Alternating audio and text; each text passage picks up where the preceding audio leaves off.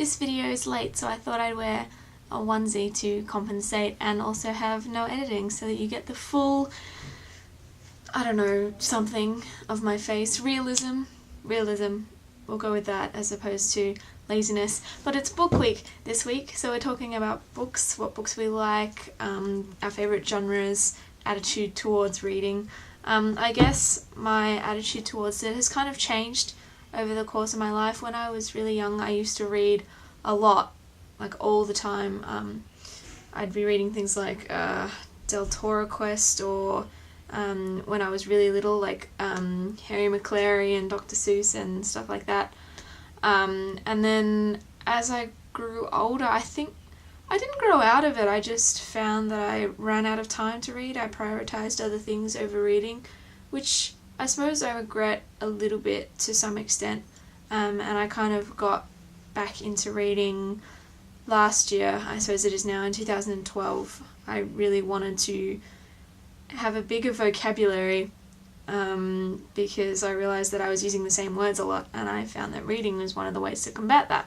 So I set myself a challenge of trying to read 50 books last year, and when it became clear that I was never going to make it to that, I changed it to 25 books, and I read 24 and a half, so I'm proud of myself, but, you know, a little bit annoyed. So I'm going to try again this year to read 25. So yeah, that's my plan for reading for this year. In terms of the kind of books that I like, I don't really have any specific genre that's my favourite. I do quite like young adult fiction, similar to Hannah, the sort of coming of age story I always found I related to a lot. I also really like adventure stories and fantasy. I'm not so much into sci-fi novels, just because I find the language and the concepts difficult to imagine in my head when they're being explained to me with words.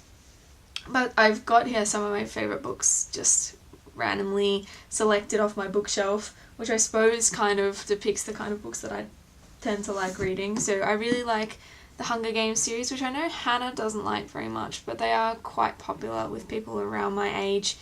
I devoured these books. I read all 3 of them in the space of about a week. And yeah, I love it. I also really like, I suppose something that's fairly similar is 1984 by George Orwell. I had to read this book for year 12. Actually, it's a final year of school, we had to study this book, and it's similar to The Hunger Games in that they're both sort of dystopian future, or would have been future when this was written.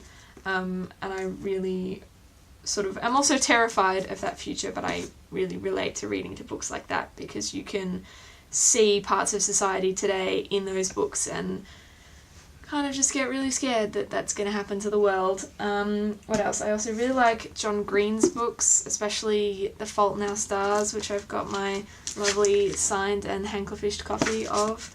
This book, I'd never cry when reading books, but I was tearing up reading this one. If you haven't read it, you should. It's amazing.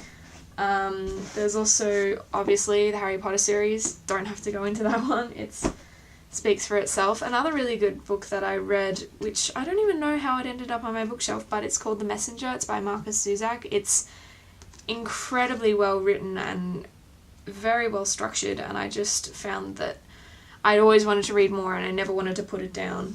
Another good series is the Noughts and Crosses series by Mallory Blackman. It's basically about racism, but the roles are reversed, where blacks are sort of seen as supreme and people with paler skin are the inferior ones, which made it really, really interesting. And the other one was the Game of Thrones series, which has now been made into a television series, which is incredible. But the books are also good if you can get past the first bit where the names are kind of difficult. I'm running out of time, so I'm going to have to go. But I hope you all have a very good week, and I'll see you next week.